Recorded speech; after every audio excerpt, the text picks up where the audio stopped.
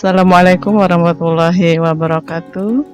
Selamat berjumpa anak-anakku kelas 7, dari kelas 7A sampai kelas 7J. Semoga kalian tetap sehat, tetap semangat dalam mengikuti pembelajaran jarak jauh. Pada kesempatan ini kita mulai dengan bab 7, materi pengendalian emosi. Semoga kalian sudah siap mengikuti materi yang akan Ibu sampaikan. Tujuan dari pengendalian emosi, kita dapat menahan diri dari tindakan atau perbuatan-perbuatan yang akan mengakibatkan kerugian pada diri sendiri ataupun orang lain.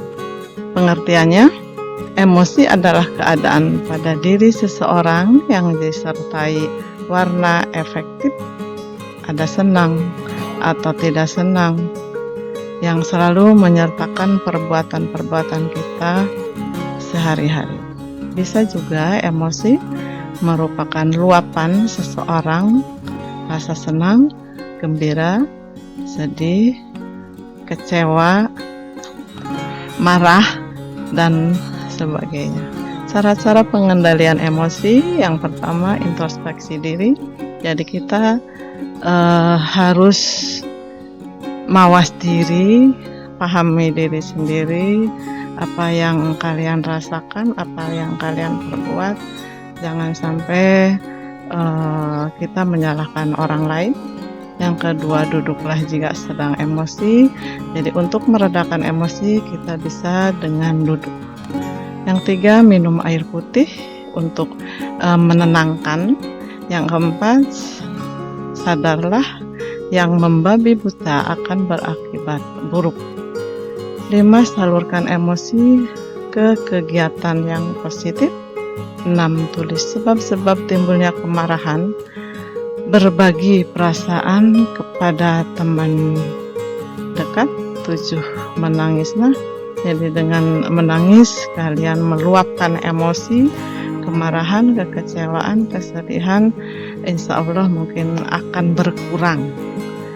8. Marahlah secara wajar dan terkontrol. Jadi kita harus marah itu jangan membabi buta sehingga menyalahkan orang lain atau merusak barang-barang di sekitar kita.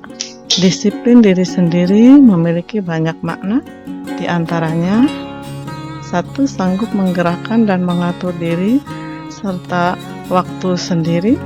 2. Sanggup mengendalikan emosi sendiri. 3. Sanggup mengendalikan nafsu. Ada 5 hal yang dapat dilakukan untuk mengendalikan nafsu seperti berikut. Yang pertama, mempelajari teladan. Kita harus meneladani siapapun yang sudah atau yang lebih baik daripada kita supaya kita bisa belajar mengikuti orang yang lebih baik dari kita, mungkin dari agamanya, dari kesabarannya, dari etikanya. Yang kedua, kita dapat meneladani sikap orang tua yang disiplin dan tahu batas. Kalian juga bisa meneladani orang tua kalian masing-masing, tapi itu yang jelas harus yang baiknya, yang positifnya.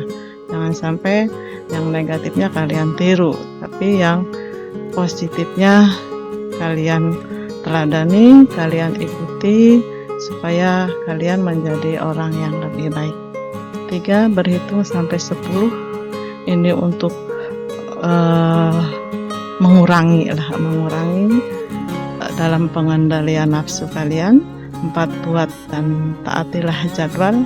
Kalian harus bikin jadwal sendiri dan taati dan laksanakan oleh diri sendiri. Yang kelima, jadwal harian dapat membantu kita mengingat dan mengatur waktu sejumlah aktivitas yang harus dilakukan. Jadi kalian bikin jadwal itu harus dilaksanakan.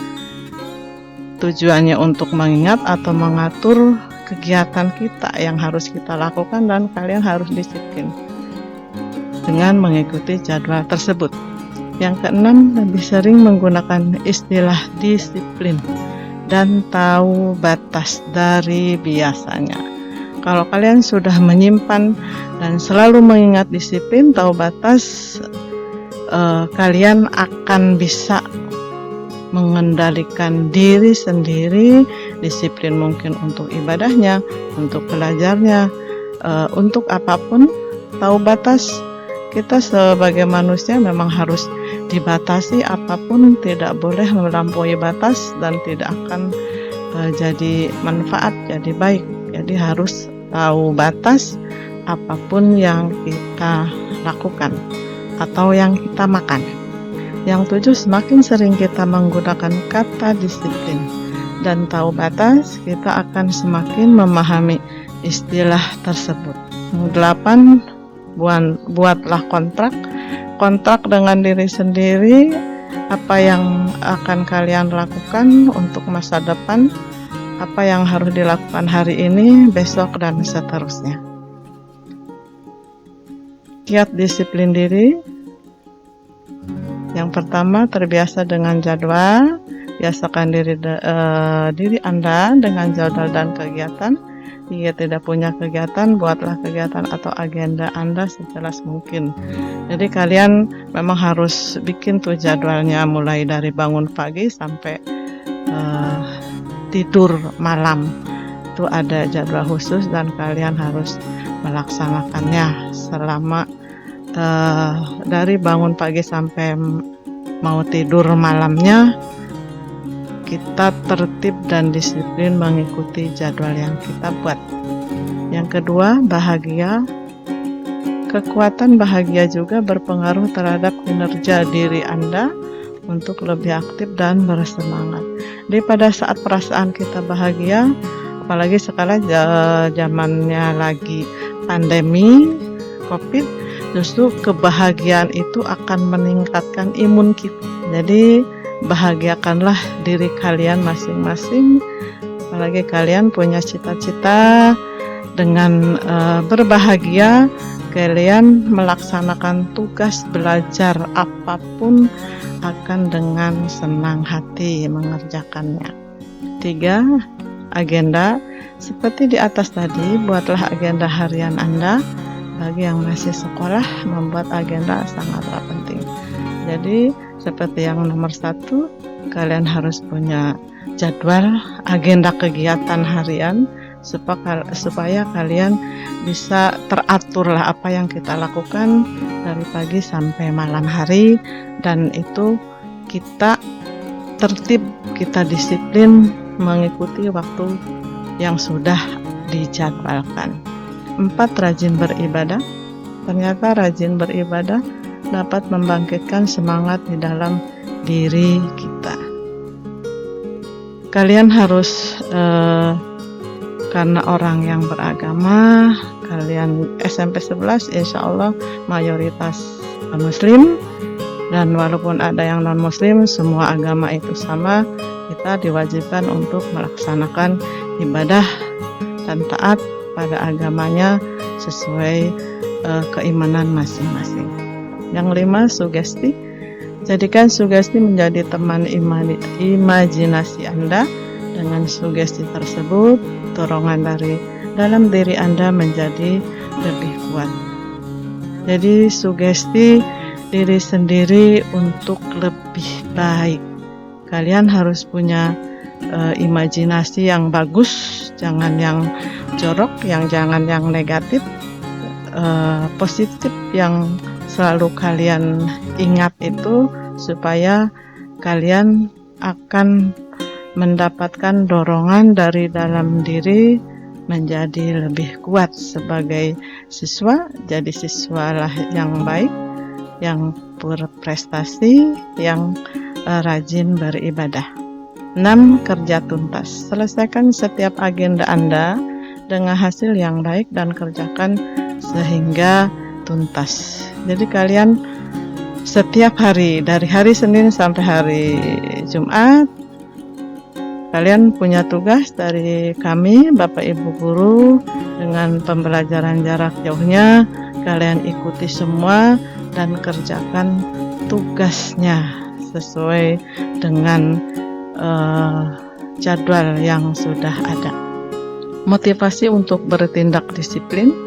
Ada 2 jenis motivasi yang mempengaruhi sikap dan perilaku disiplin seseorang, yaitu satu disiplin yang berasal dari motivasi intrinsik dari dalam diri, yaitu berupa pengetahuan, kesadaran, dan kemampuan untuk mentaati peraturan.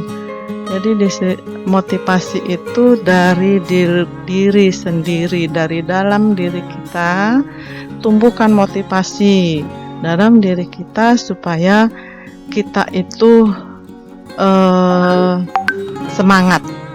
Motivasi lebih baik, lebih bermanfaat, dan lebih besar kekuatannya apabila kita menimbulkan motivasi dari diri kita sendiri.